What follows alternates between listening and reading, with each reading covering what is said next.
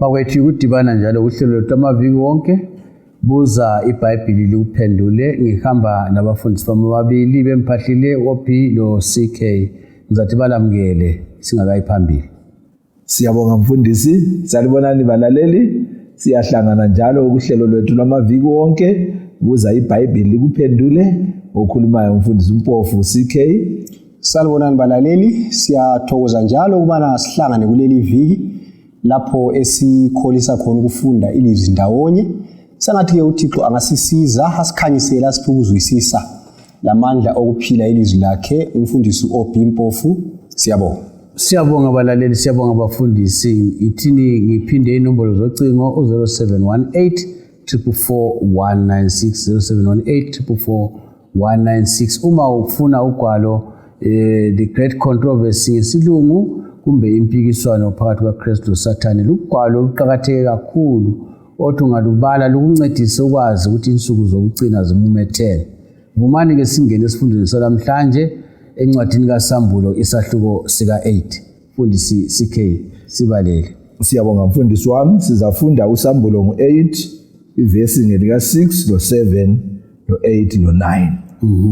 Uvesi ngo6 ithona ke kwathi izithunywa eziyisikhombisa ezaziphethe impondo eziyisikhombisa zazilungisela ukuba zizikhalile.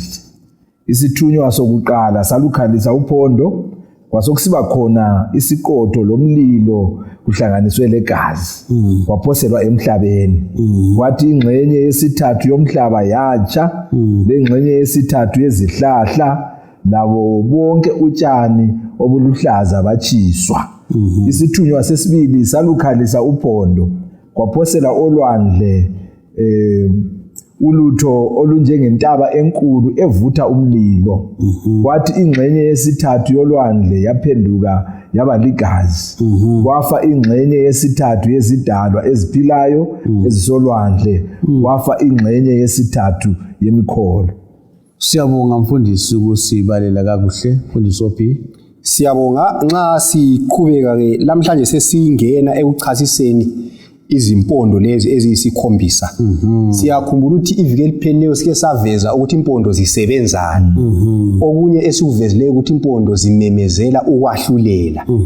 So sasesikuveza ukuthi ekwahluleleni lapha uNkulunkulu uqala ngabantu abakwaziyo iqiniso kumbe endlini yakhe. Sasesithinta futhi indlela ezimbalwa uNkulunkulu angahlulela ngazo. Sivezile ukuthi anganisa umlilo uvele ezulwini njengeSodoma leGomora. Saveza futhi ukuthi angakususa ihawu lakhe elivikela abantu babe sebehlaselwa izitha zabo. Saveza ukuthi angathumela izibonakaliso okuthiwa ama-plagues njengalokho okwenzakala eGibhite. So nxa sesingena lapha kumacilongo la kumbe ezimpondweni eziyisikhombisa, sibona uNkulunkulu esahlulela abantu ngaleyo ndlela. Sebenzisa iprinciple naleyana ukuthi uqalisa ngalabo abakwazi ini iqiniso. So nxa singena kuzimpondo ezikhombisa kumele sizwisise khona lokho uNkulunkulu esahlulela abantu eqalisela kulabo abakwazi iqiniso eqhela esiya phandle. Siyabonga mfundisi CK. Siyabonga mfundisi wami, sikhangele kakhulu ivesi ngelika 7 lapha kusahluko ngesika 8. Ithona ke isithunywa sokuqala salukhalisa uphondo, kwasokusiba khona isiqotho lomlilo kuhlanganiswe legazi kwaphoselwa emhlabeni. Kwathi ingxenye yesithathu yomhlaba yatsha, lengxenye yesithathu yezihlahla labo bonke utshani obuluhlaza batshiswa. So sinanzelela ukubana ke lapha nxa sibona isiqotho lomlilo kuhlanganiswe legazi, kuloko konke kuveza izimpi nokungahlaliseki komuntu. So nxa sikhangele njalo lapho kubana ke kuthiwa ingxenye yesithathu yomhlaba yatsha, lengxenye yesithathu yezihlahla lotshani obuluhlaza batsha. Njengobana ke esekubekile umfundisi uMpofu kubana ke kuqalwa ngalabo abaziqiniso. So ke izihlahla lezi esizibonayo lotshani obuluhlaza lobo esibubonayo bumele bonke abantu abakholwayo. So nxa sikhangele nje yona ngokwayo imvelo egoqela izihlahla lotshani obuluhlaza bumele abantu abakholwayo. Siyabonga. OP ungathini khona? Siyabonga. So lapha sinanzela ukuthi nxa kuvulwa leli uphondo lokuqala kumbe icilongo lokuqala leli sibona kusiba lomlilo sibone kusiba lesiqotho ungakhumbula eBhayibhelini ukutsha kweSodoma leGomora kwakuyikwaahlulela so nxa lapha kukhulunywa ke ngendaba yomlilo lesiqotho kutshengisela ukuthi ngumumo wokwahlulela unjalo ukwahlulelwa mhlawumbe ngezehlakalo ezibuhlungu akhangela kuyakhulunywa futhi ngokuchitheka kwegazi so ngezinye indlela icilongo lokuqala ngobuphondo lokuqala luveza ukutsha kokuthiwa kwezihlahla ngeke ngithi izihlahla lotshani okuthiwa ivegetation kusitsho ukuthi indlela yokwahlulela kukaNkulunkulu esebenzisa mhlawumbe esingathi thina yikulwa kwezizwe ngoba kulokuchitheka kwegazi so lapha kwahlulelwa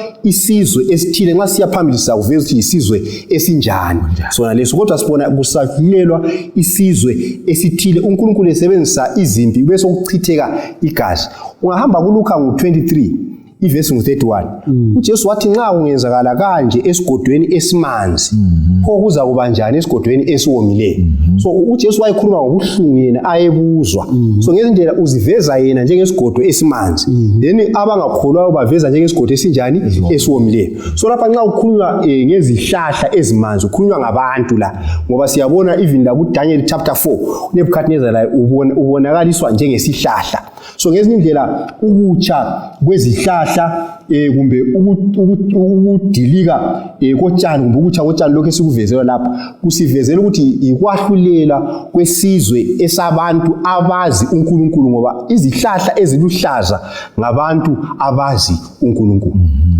usincedise mfundisi lapha ngasikhuluma abantu abazi uNkulunkulu siyabuyela lemuva kumbe siza ngapha siqalisela njengoba sike sathi iviki ephelileyo njalo ukuthi impondo lezi isikhombisa lezi ziqala ngesikhathi sokuza kwaJesu kwakuqala zisiyafika ekuzeni kwakhe kwani kwesibili isikhathi eside so izehlakalo ezenzakala okwesikhathi eside sibili okwebanga elinjani elide so umbuzo olandelayo lapha ukuthi sikhangele ukuthi ngobani laba abayizihlahla eziluhlaza abayiwo abahlulelwayo lapha kuphondo lokuqala siyabonga umfundisi uSikhe uyayithatha yini siyabonga mfundisi Ndlovu ngizafunda lapha eBhayibhelini encwadini kaJohane isahloko ngesika 15 ngizafunda ivesi la kuqala lelesihlanu uthena ke mina ngilivini eliqotho ubaba ungumlimi ivesi ngelika 5 abese sithi mina ngilivini lina lezingatsha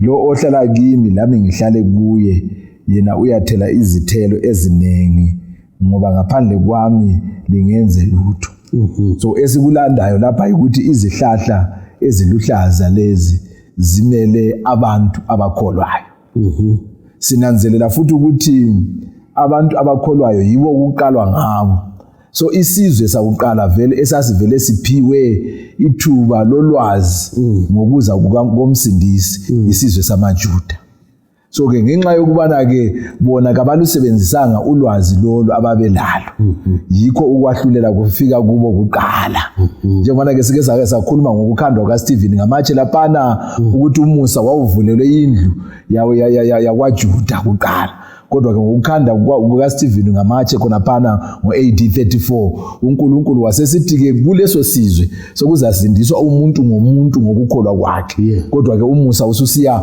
kwabanye bonke laba kade bengabalelwa phakathi kwalesi sizwe so ke izihlahla eziluhlaza zimele abakholwayo yibo labo abamelwe izihlahla eziluhlaza siyabonga mfundisi Sikhe Obi siyabonga so kuthi ukuthi lapha kuvezwa ukwahlulelwa kwamaJuda behlaselwa ngamaRomans ngesikhathi lesiyana esika AD 70 kumbe ngithi mina in the first century so ngezindlela icilongo la kuqala liveza ukubhujiswa kwezihlahla lotshani kumelele ukwahlulelwa kwamaJuda abasebephike ubani uJesu baze bakufikisa esiqongweni khona lokho ngokukhanda uStefani ngani namatshe yikho kugcwaliseka khona amazwi kaJesu lana kuMateyu 24 lapha bathi bebuka khona ithempeli la uJesu wathi akula litshe ezasala phezulu kwelinye njalo wabatshela wathi nxa lingabona imfihlakalo engithakalo sisethempelini osemasimini kahlabaleke ayengaphi ezintabeni lingabuyeli emakhaya so yikho esikubonayo la so icilo Ihlongo lakuqala ikudilizwa kumbe ikubhujiswa kwezihlahla lotshani okumelele ukwahlulela kwabantu abazi uNkulunkulu amaJuda isizwe esasiyiso isizwe sokukhanya. So lokho esikhona phana futhi ekuthini ukuba kwazi uNkulunkulu bese ngiyekela ukulalela kungifaka emlandwini omkhulu kakhulu ngesikhathi sokwahlulela. Uqathele ukuthi ulwazi engilalo ngoNkulunkulu ngilusebenzise ukwenza intando kabani kaNkulunkulu ngoba uNkulunkulu nxa isahlulela uqala ngami engilolwazi esiya phambili. Ngikhumbula lokho mfundisi nxa ukhuluma ukuthi ophiwe okuningi uzafunakala okuningi kunjalo. Iverse 8 lo 9 khonapho mfundisi sikhe ukwayibala kodwa akuthi uyiphinde noma uyigcizelele usichasisele kuhle ngayo. Siyabonga mfundisi ibisi sithi yona ke isithunywa sesibili salukhalisa uphondo waphosela olwandle ulutho olunjengentaba enkulu evutha umlilo. Kwathi ingxenye yesithathu yolwandle yaphenduka yaba ligazi. Kwafa ingxenye yesithathu yezidalwa eziphilayo ezisolwandle. Kwafa ingxenye yesithathu yemkholo. Sinanzelela ukubana ke nxa sivele sikhuluma ngamanzi ungafunda usambulo mu17 ivesi ngelika 1 lelika 15 amanzi amele abantu. So ke nxa sikhuluma lapha ke ngokubana ke kukhala uphondo lwesibili lapha so lumele abantu abanengi abaza kwahlulelwa ngaleso sikhathi esokukhala kophondo lwesibili. Mfundisi ophe amanzi lolwandle lezi siyabonga engxenye ngingaqala ngokugcizelela ukuthi kathi lapha sibonile kuphondo lakuqala ukuthi bekubhujiswa izihlahla lotshani esithe na vegetation. Then lapha kuphondo lwesibili sibona ukubhujiswa kolwandle yikho sikubonayo. So uphondo lwesibili luveza ukubhujiswa kolwandle. Ulwandle lolu lubhujiswa intaba enkulu yikho sikubonayo lapha. So sokuvezwe lapha ukuthi kusambulo ngo17 verse ngo15 kuthiwa amanzi owabonileyo ngamaxuku abantu. Itsho njalo iBhayibheli. So kusitsho ukuthi esikusi prophet amanzi kumbe ulwandle lumelele indawo elabantu abanjani abanengi. So lapha kwenzakalani nxa kuthiwa kudilizwa ulwandle kumbe kubhujiswa ulwandle kumbe kuhlaselwa ulwandle kuthi ukuthi kuhlaselwa indawo elabantu abanjani abanengi. Ngendlela kujeziswa indawo elabantu abanengi kumbe isizwe esithile esilabantu abanengi. Yikho singakutsho okwakhathesi. Okay, siyabonga mfundisi. Engxenye khonapho ukukhulunywe ngentaba laphana. So ke sike sakuthinta ekuqaliseni laphana kubana ke intaba imele isizwe. Kusitsho ukuthi indawo le elabantu abanengi izabhujiswa kusetshenziswa esinye isizwe njengalokho esikubona kuDaniel chapter 2 ngoba sinanzelela ukuthi isizwe lapha esithile iso esasenzwa uNkulunkulu kubana ke sihlasele isizwe esasikhethiwe esasiphiwe ulwazi lokukhanya. uDaniel ku2 entaba ufuna ukuyibala kumbe uyichinjalo? Hayi bancede ungayiqamba ngoDaniel ngo2 ivesi. Kodwa ngibona singayifunda ukwenzela ukuthi izikhulumeni bona singayifunda futhi. uDaniel ngo2 ivesi ngelika 34 44 45. Yes. Alright, ngena ngifike kuyo. Daniel 2 verse 34 44 lo 45. Alright. U35 uthena ke kwathi u34 wasubona ilitshe liqephuka entabeni kodwa ke lingaqeshulwa umuntu lichaya inyawo zesithombe ezenziwe ngensimbi lebumba lazicoboza. Kwathi insimbi lebumba lethusi lesiliva legolide konke kwaba izicucu kwafanana lomule lwesiza ehlobo. Kwaphetshulwa umoya kwanyamalala kakwaze kwasala lutho lwakho. Kodwa ilitshe elachaya isithombe laba yintaba enkulu lagcwalisa umhlaba wonke. Verse 44. Ensukwini zalawo makhosi uNkulunkulu ophezulu uzamisa umbuso ongayikuchithwa lobukhosi bawo kabuyi kuthathwa ngabanye abantu. Uzacoboza yonke limbuso uyiqede ume njalo kuze kube nini. Ekucina ivesi sithengubani 45 abe sesithi yena ke njengoba wabona ilitshe liqephuka entabeni lingaqetshulwa umuntu naphohloza insimbi lethusi lebumba lesiliva legolide uNkulunkulu omkhulu uyazisile inkosi okuzakwenzeka emva kwalokho iphupho liqinisile lencazelo yalo iliqiniso. Angazi usuqedile mfundisi ukukhuluma ngayo intaba le. Bese ngiqedile ukukhuluma ngayo intaba le ukuthi ekucineni ozasetshenziswa uNkulunkulu ukujezisa izizwe ikuza ukaJesu kwesibili ozamisa umbuso wakhe kuze kube naphakade. Nguye omelwe ilitshe leli elaphenduka laba intaba. Kodwa ke owasetshenziswa kuqala ukujezisa isizwe esaseJerusalema kwasetshenziswa uNebukadnezar. Nguye wayemelwe intaba leyana esibone kuqala iphoselwa ngaphi olwandle lapho kwakulabantu abaningi. Anje sikhulumile ukuthi isizwe esasilokukhanya kuqala kwakuyisizwe samaJuda isizwe esaseJerusalema. Kodwa ke lintaba okwakuqala kulelitshe kwaba lintaba isimele umbuso kaJesu ozayo masinyane. Ngizafuna sikhambeni ke silesikhatshana sichasise kuhle ukuze abalaleli bangasali. Isahluko singaba nzima nxa singasichasisanga. Siyafundisa. So sibuyele futhi emva ngamafitshane. Sikhuluma lapha ngokubhujiswa kolwandle. Ngokubhujiswa isithethini ulwandle indawo elabantu abanjani? Abaningi. Khona sizayiqamba ngebizwa. Sisiya khona ke khona. Senze usibuthe lapha sibuye layo futhi. So lapha uhamba njani ukubhujiswa indawo elabantu abaningi. Indawo le labantu abaningi ibhujiswa ngubani? Ibhujiswa intaba enkulu. Intaba enkulu sokuvezwe lapha ukuthi yisizwe. So ukuthi kule sizwe esibuyayo lapha isizwe lesi kuthiwa isizwe somlilo intaba yomlilo. So intaba yomlilo le ukuthi isizwe bhubhisayo esivuthayo.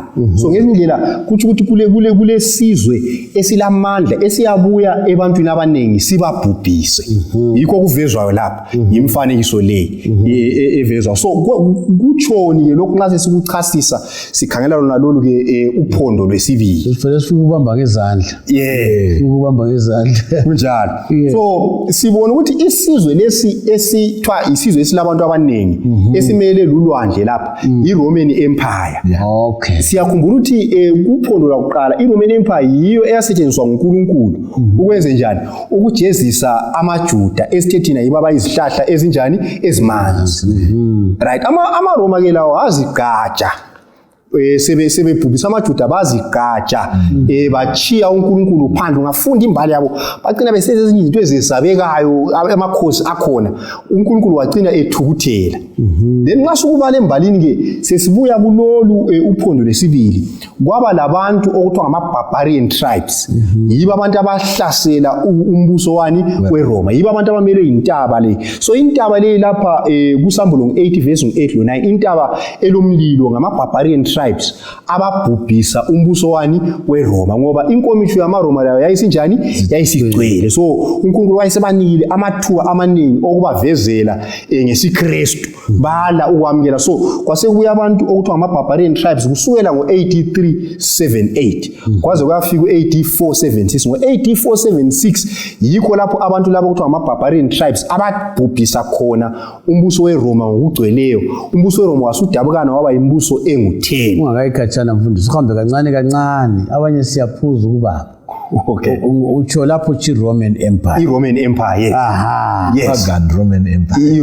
Okuthiwa iRoman Empire eyayibuswa ngoCaesar leyana. Yes, khuluma ngayo. Ukuthi sibambe kahle. Yiwo umbuso futhi owawubusa umhlaba wonke ngesikhathi sikabani? SikaJesu. Yiwo futhi umbuso esithethina wasetshenziswa ukujezisa obani? AmaJuda.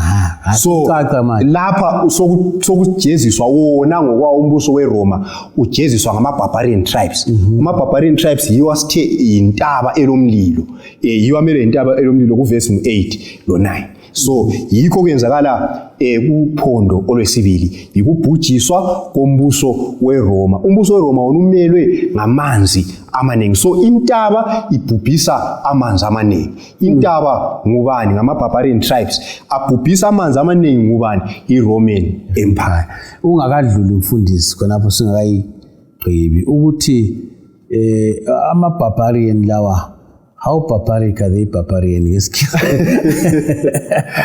yakwazi ukuthi ngama-barbarian tribes kodwa athi barbarian litsho umuntu ojanijani ungathi kaphucuka so abantu laba igama lona lelo ukuthi barbarian tribe kwakuliyimizo lokubahleka ngoba iningi labo babevele Africa so indlela ababekhuluma ngayo isound yayizwakala bona base baqala babisithi isound yangokuthi barbarian ngabe bekhuluma kwathiwa barbaric abantu abangathi basemuva into ezinjengazo lezi babethothoza yilaba abantu babethothoza yilaba abantu yikho ke lapho futhi khonapho kulabantu okuthiwa ama-vandals ama-vandals babuya bathathela amaroma babethethe okuthiwa i-candlestick etempelini ngesikhathi behlasela itempeli eJerusalem ngale bathatha i-candlestick lani yayilama-light angu-7 bahamba la so ama-vandals athi sebahlasela babathathela i-candlestick leyo then umbuso weRoma wasowanjani wadilika ke ngo-AD 476 kwaphuma imbuso engu-10 phakathi kwawo usudabukene phakathi nasi indaba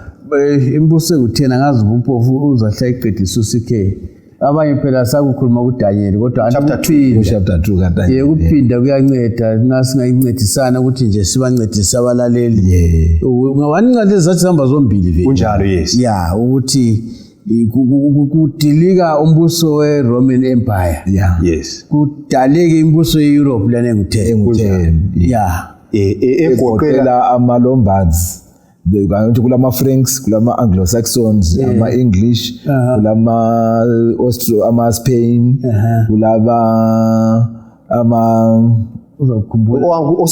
Spain ama-Visigoths then kulama-Heruli ama-Heruli ama-Vandals ama-Ostrogoths abasekho la anti ngale kuDaniel saveza ukuthi kuthiwa kwasitshunwa emithathu ama-Heruli lama-Vandals lama-Ostrogoths then kathesi esingawabona usekhulumile ukuthi kule Spain ngama-Visigoths and then kule Alemani i-Germany and then kulama-Lombards kuthiwa nge-Italy and then kule Britain okuthiwa ngama-Anglo-Saxons kumbe ngama-Britons then kulabo Swevi oPortugal lama-Burgundians oSwitzerland yaseyisele kahle imbuso le-Europe yiyo yadiliza umbuso weRoma ngesikhathi esecilongo leli kumbe uphondo olwesibili ake silesikhatshana kancinyane ngibona belikhuluma liphangisa ngokusahluko sika-8 samacilongo lesilama kumbe impondo singabahlupha abalaleli so mhlawumbe singayifinqa indaba bese sisitsho ukuthi kutshoni kithi ngike ngikucabangayo indaba engaqali ngapha kumfundiso usikhe ukuthi kungatshoni ukuthi ku-application singatshela impondo lezi abasitshela zafundisa zithini impondo thina ivuvuzela siyayisa ngapha ungelabhora siyabonga mfundisi njengobana-ke kumele ukuthi inkulumo iqonda umuntu kuqhakathekile ukuthi sinanzelele ukuthi imbali le esiyibalisileyo itshoni kithi yathatha indawo yikho siyifunda namhlanje so kuthi ukuthi thina esifundayo lokho khonokho uNkulunkulu akwenzayo enika izizwe lezi ukukhanya kuphume esinye kungena esinye kuphume esinye kungena esinye ekucineni kwako konke uNkulunkulu ufuna ukuthi umuntu munye ngamunye aziphendulele ukuthi uthini ngolwazi alutholileyo oluvela kuNkulunkulu nxa sifunda sisenze nje incwadi kaSambulo nje basafunde kaDaniel kumele ukuthi mina njengomuntu wena njengomlaleli ikuchiye ukwesinye isigaba endabeni yokukholwa kwakho wena loJesu ungakhetha uJesu ulalela uNkulunkulu uzakuma endaweni efaneleyo ngesikhathi esifaneleyo kodwa ungakhetha ukungalaleli yazi ukuthi uNkulunkulu kazi ukubekezelela kuze kube nini nanini uzathi hayi kwanele lo walile sengimnika umvuzo wakhe njengalokho akukhethileyo kodwa mfundisi mbonani khonapho singakayichiyi ukuthi amathuba bathi ngamaxesha ngesixhosa aphiwa wonke umuntu kunjalo futhi khona ukhanya ukuthi siyaphiwa ithuba into enkulu kakhulu ukuthi ithuba lelo lenzani kumbe ukhahlelela ibhola egangeni kumbe wenzani kunjalo kodwa uNkulunkulu uyanika amathuba uyakunika ikakhulu impilo yona leyo ukuthi uvuse ungophilayo uNkulunkulu uyabe efuna ukuthi impilo yakho ungasebenzi imisebenzi yakho kuphela kodwa ke lungisa ubudlelwano bakhe laye Siyabonga. Ungakunika ukusasa bona ukuthi wena uyalungisa udlelwano lokhu sibaduzana. Ungatshoni usithi ngizakwenza lokhu ngeviki ezayo ngenyanga ezayo ngoba impilo kulezi insuku siyakwazi ukuthi injengeqanda. Njalo kasiyo yakho. Ayisiyo yakho. Mfundisi Ophi sigqibe. Siyabonga. Ngingatsho okubili. Sifundani ngamaJuda abahlaselwa kuphondo lakuqala. Sifunda ukuthi singadlalisi amathuba okufunda ngoNkulunkulu esiwaphiwayo. Ngoba umusa uzafika isikhathi ozanjani ozavalwa khona. So singadlalisi amathuba esiwaphiwa. Okwesibili yikuthi singaziphakamisi. Umbuso weRoma uNkulunkulu okwenza awujezise lapha yikuziphakamisa. Babona sengathi bona bangaba ngabanikazi bomhlaba uNkulunkulu engekho phakathi. So singazama ukwenza esikwenza usichiya uNkulunkulu phandle siphungula iminyaka yethu yokuphumelela. Ngezinye indlela akulanto ezahlala isikhathi eside engayenza uNkulunkulu engekho phakathi kwakho. AmaRoma benza into ezimangalisayo kodwa bachithwa ngokwesikhatshana ngenxa yani ngoba kabazange bavume ukuthi uNkulunkulu abuse izinhliziyo zabo. So engikwenzayo konke kangivumele ukuba uNkulunkulu abuse inhliziyo yami. Kungenjalo ukwahlulela kuzehlela phezukwami. Siyabonga abafundisi, siyabonga abalaleli. Nasi isixwayiso esiza kithi. Ungakehlulelwa kule xwayiso lamathuba, kulempilo, kulentshumayelo, kulokulandelela. Umusa kaNkulunkulu banzi bafundisi. Ngengxenye yomzuzu. Singathini sithela uphondo lesingakilo lwesibili. Half a second. Singathini mfundisi ke ngengxenye yomzuzu. Ikakhulu ngamathuba. Siyabonga mfundisi. Amathuba esiwaphiweyo kasiwasebenzise ngoba ayedlula. Siyabonga. Half a second mfundisi. Siyabonga. Umusa kawusoze uqhubeke uvuleke kuphela. Isikhathi sokusindiswa kulamhlanje umusa ungakavalwa. Nasi ngqobe balaleli abafundisi bayasinika lami nginikeza kini ingqobe ezakithi ukuthi umusa kawusoze uhlale uvuliwe. Ilanga kuzaphela.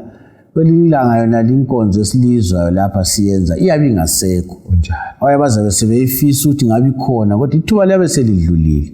Wenzani ngamathuba uNkulunkulu akunike wona? Ngumbuzo ingqobe engichiya ngakuwe, ingiphosela ngakuwe ezandleni zakho.